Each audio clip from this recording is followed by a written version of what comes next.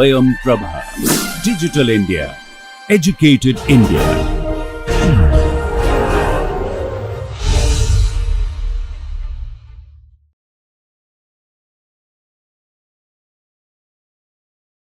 Dear students, in our last class, we discussed at length about the strategies to lower carbon. And in that, we discussed how use of renewable materials gives you one clue about how the embodied carbon in that particular material is very less. So, now we will look at what are renewable materials and some of the examples. If you look at the history of building material use, prior to 4000 BC, the primary building materials were soil, stones, reeds, thatch, sun-dried bricks or adobe construction, and unprocessed timber. Today, we call these materials as zero energy materials. While in around 4000 BC to 1800 AD, the primary building materials were burnt clay bricks, lime, some cast iron products used in very minimal amount, and lime pozzolana cement. Now burnt, and these today we call as medium energy materials. How come burnt clay bricks come under medium energy materials is because by virtue of the nature of fuel that was used to burn the clay bricks. Depending upon the fuel, bricks can become very high energy material or it can remain as a medium energy material. Pozzolana that was used at that time was a form of a volcanic soil. In 1800 AD, from 1800 AD to date, we use aluminum, steel, glass, Portland cement, plastic, and many other smart materials like phase change materials, nanomaterials, etc. And these we deem as high energy materials. There isn't so much of significant information on which of these materials adds longevity to the buildings, because we see a 100-year mud house standing tall, and we also see a 20-year conventional contemporary modern house getting cracks and falling prey to weather. So, construction is also very important criteria along with history of building material use. So, we can generally say that mud, stone, wood, thatch were used prior to 8000 BC, while sun-dried bricks came up in around 6000 BC. Pottery products came between 4000 to 8000 BC. Burnt bricks in its preliminary form came up in 4000 BC, while lime was used in 3000 BC. Glass came in 1300 BC, while iron products also came along that time.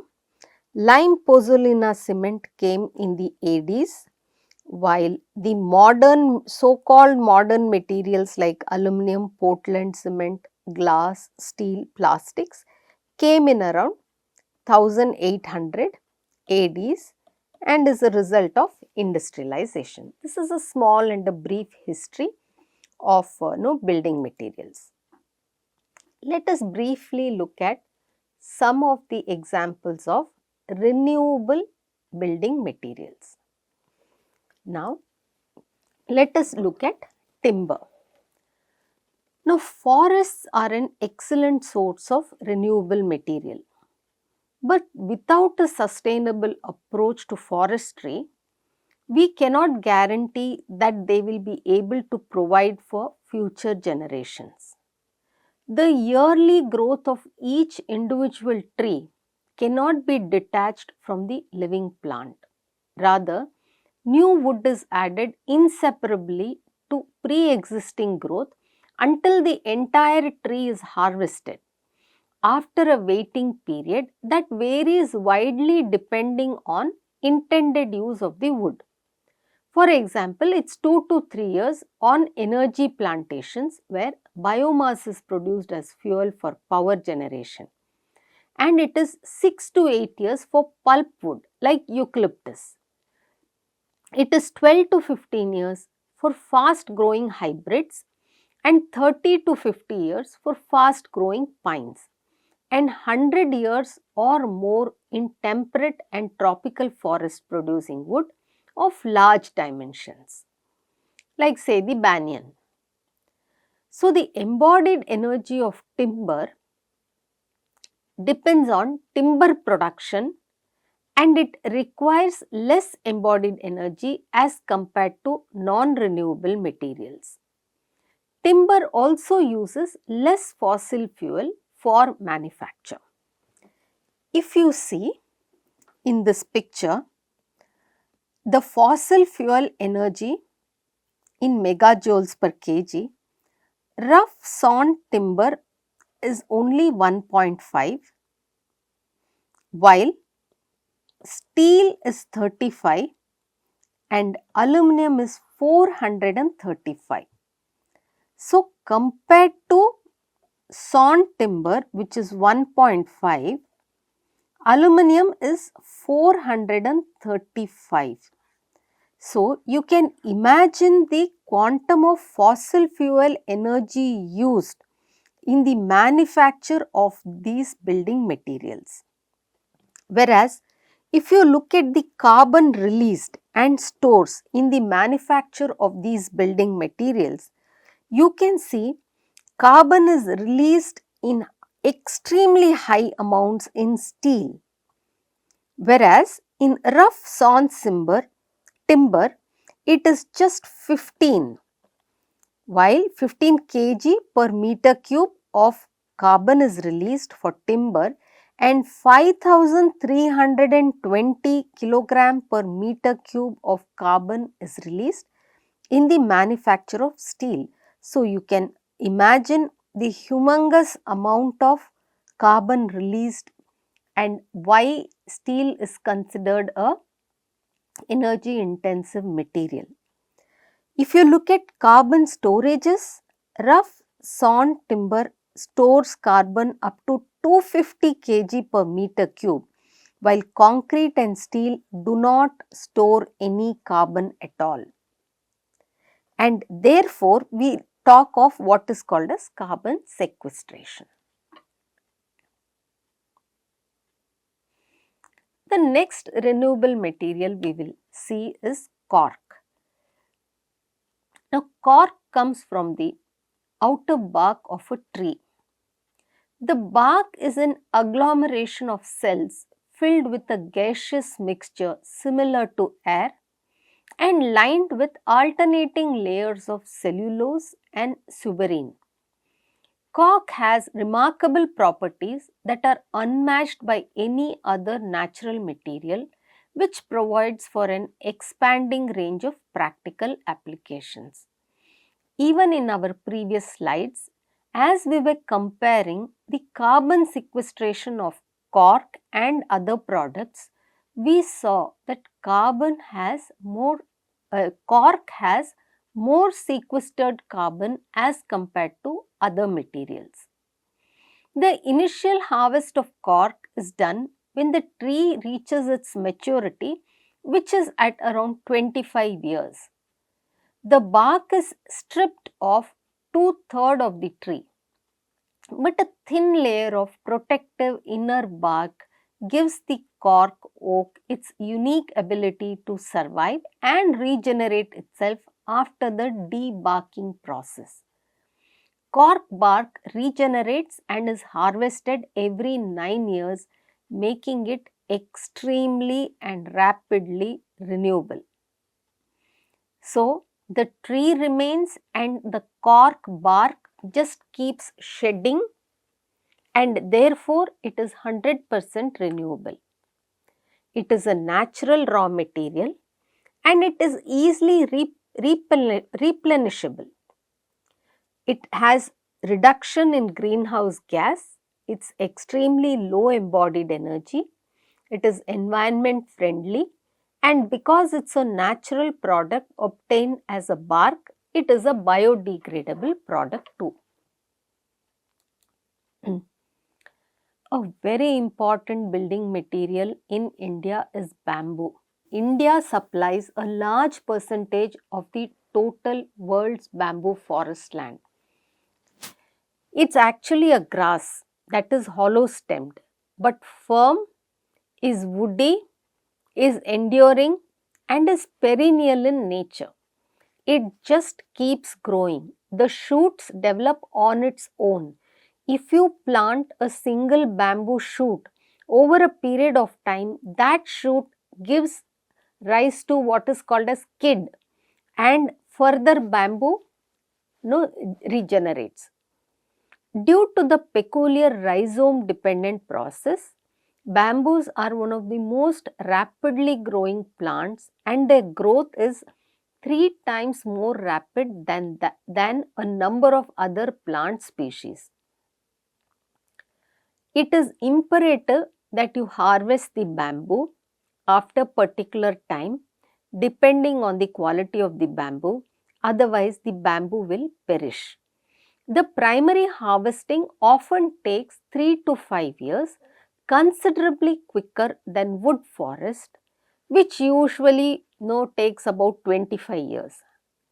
It produces 12 times more green building material than wood and provides a great variety of functional commercial items for eco-friendly daily use along with shelter and transportation, thus decreasing the rate of timber consumption. Whereas timber takes 25 years to harvest, bamboo takes a maximum of 5 years to harvest. From that dimension, bamboo is an even more low carbon material and it is a renewable material too.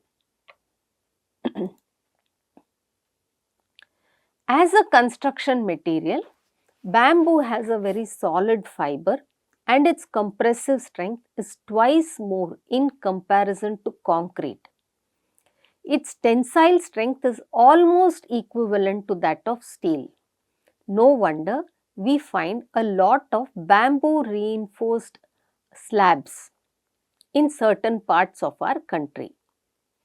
Experimental studies have shown that the ultimate tensile strength of bamboo and mild steel varies between 140 Newton per millimeter square to 280 Newton per millimeter square. It is a sustainable material that requires very less energy to nurture, restrains soil erosion, supplies biofuel, it extends wildlife refuge and manufactures a wholesome food source for both humans and wildlife. It offers crucial restoration from the consequences of global climate change by producing oxygen a lot more than other species of plants and traps high quantities of carbon dioxide. The next material we will see is hempcrete. Hempcrete is an agriculture fiber based material. Hempcrete is used, the hemp in the hempcrete is actually an agro based material, and when you use it in certain combination with concrete, a block can be produced which is a biocomposite building material made from the inner woody core of the hemp plant with a lime based binder, sometimes cement based binder. During its growth, the hemp plant absorbs carbon, so that even allowing for the production of the binder, transportation and construction, it can be considered to have offset more carbon emission than it has produced. The materials used to create hempcrete biocomposites absorb carbon dioxide during the curing process because it contains lime. The amount of carbon dioxide sequestered from 1 pound of hempcrete varies, but it is generally estimated to be between 1.2 and 1.5 pounds. Thus, hempcrete is a very effective way to sequester carbon dioxide. Carbon dioxide is absorbed and offset during the life cycle of the industrial hemp plant. Hemp is a fast growing plant that requires minimum water and has no pesticides or herbicides. Hemp sequesters carbon dioxide from the atmosphere during its growth, making it a carbon negative material. Any composite material made with hempcrete is bound to be carbon negative. It is also hygroscopic, meaning that in very high humidity conditions, it will absorb moisture from the air, releasing it again when the humidity levels drop, allowing buildings to breathe and avoiding damp problems. Because dampness is a big enemy of buildings. Hempcrete is a lightweight material often used as insulating material and is suitable in most climates as it combines insulation and thermal mass. Using hempcrete thus helps in the reduction of cooling loads and thereby reduces operational energy. Next, we will see straw. Straw is an agriculture fiber based material. Straw bales can be load bearing or used to fill a timber frame and rendered with earth or lime. During its growth, the straw will have captured carbon dioxide which will continue to be stored. Straw is also very cheap and can be locally sourced. When compared to conventional building materials like concrete and steel, straw bales have much lower embodied energy. They require minimal processing and manufacturing, resulting in significantly reduced greenhouse gas emissions. They are highly renewable and abundant around us, especially we belong to the agrarian community, and therefore straw, which is a byproduct of grain harvest, is readily available and considered as an agricultural waste.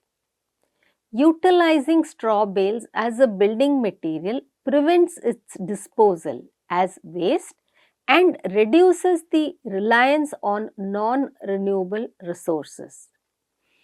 Buildings built with straw bales are extremely light in weight and sometimes are very suitable in places which are prone to earthquakes too. So, straw as a waste product from a variety of grains, but not limited to only wheat, oat, barley, rye and also rice. Straw can be pressed into structural boards that replace standard western platform framing or 2 feet by 4 feet construction. The product is extruded under heat, usually around 200 degrees Celsius and pressure. The process uses minimal energy to produce the highly dense fiber resistant board. The compression releases natural resins that bind the straw together. The straw must remain dry during storage, transportation and installation. While here in this picture, you can see a house made with straw as a filler walling material. A very interesting renewable building material is mycelium. Now, mycelium bricks are fiber based material, and a mycelium brick is an organic brick that is formed from organic waste and the mycelium of fungus. Mycelium are the thin root like fibers from fungi which run underneath the ground. When dried and naturally connected in a man-made mixture with fibers, it can be used as a super strong water, mold and fire resistant building material that can be grown into specific forms. Mycelium naturally absorbs carbon dioxide. If more mycelium were produced and utilized as building materials, it can absorb more carbon dioxide instead of adding more to the atmosphere, making the particular component a carbon negative material. The material has very high fire and UV resistance, but is performing poorly when it is exposed to water. Weatherproofing mycelium bricks without destroying their essential composability is possible by penetrating natural oil into the bricks. The mycelium bricks are not considered very durable yet, as in their current form they won't be applicable to last for over 50 years. Non-treated mycelium bricks do not degrade without exposure to living organisms such as that found in soil biota and moisture. Being exposed to this, the material will degrade like a soft, unfinished wood. And that is the drawback of mycelium today. We need more research to be done using mycelium so that we have a carbon negative building material. Then, material sourcing is very important. The focus is on prioritizing sustainable and locally sourced materials to reduce the carbon footprint associated with transportation. This not only decreases environmental impact but also supports local economies and ensures adherence to sustainability certifications. Alternatively, we can also look at some other materials which we call as alternate materials. One amongst that is use of construction waste. Implementing responsible construction waste management strategies is crucial to minimizing the environmental impact. Now, this involves reducing landfill contributions, conserving resources through recycling and ensuring compliance with environmental regulations. Now, what can we do about this? For material sourcing, we can look at materials like stone, which is locally available. We can look at granite. We can look at random rubble. When it comes to binders, we can look at natural binders such as lime, mixing it with kadukai and jaggery or natural gums.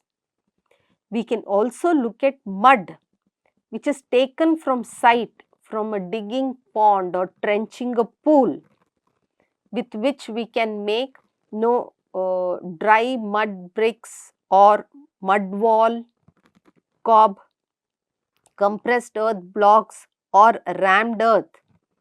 We can look at salvaging wood from old buildings.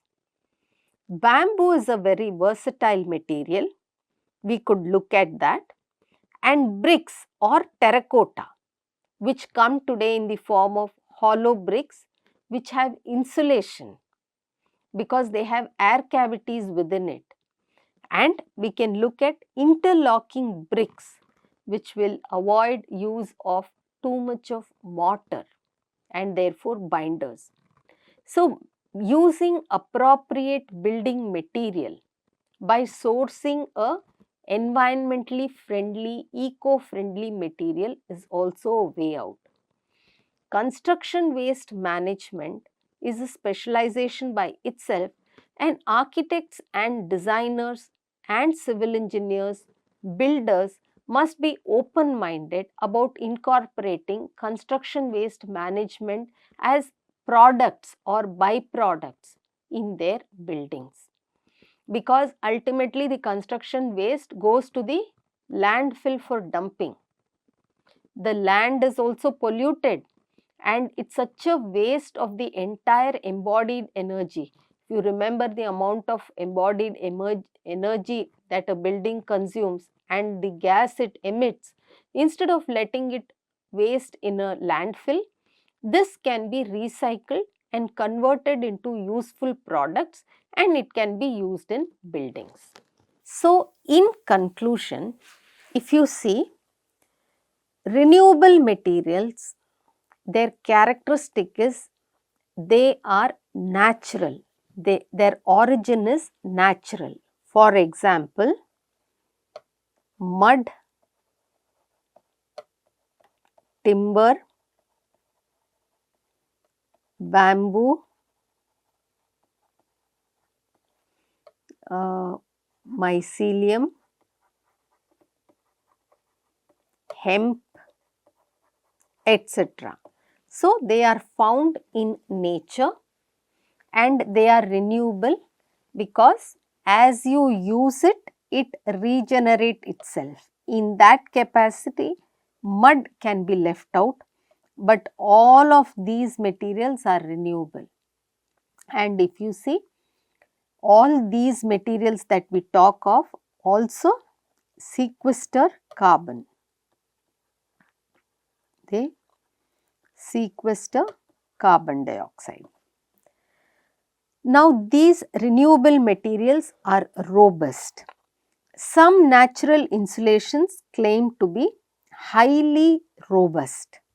So, they are strong because they are found in nature, but we must be prudent enough to have a appropriate application for each of these.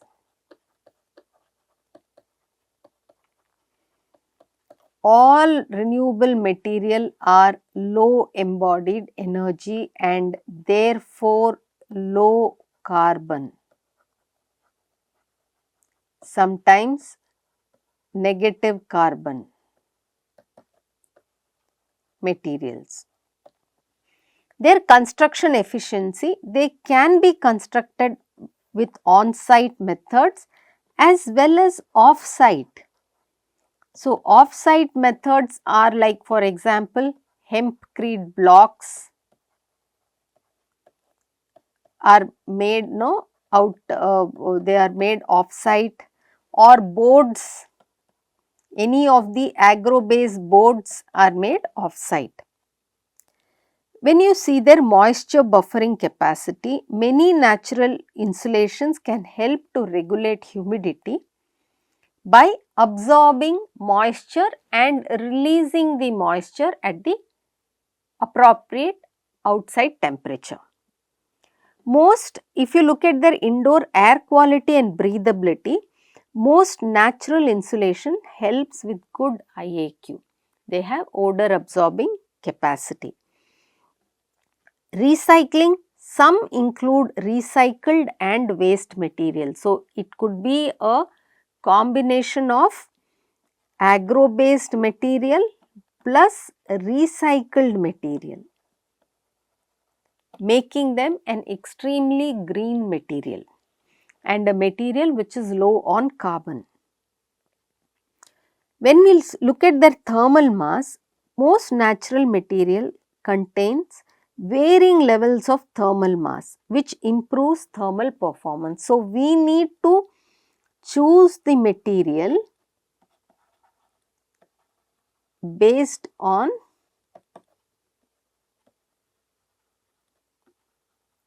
thermal performance requirement.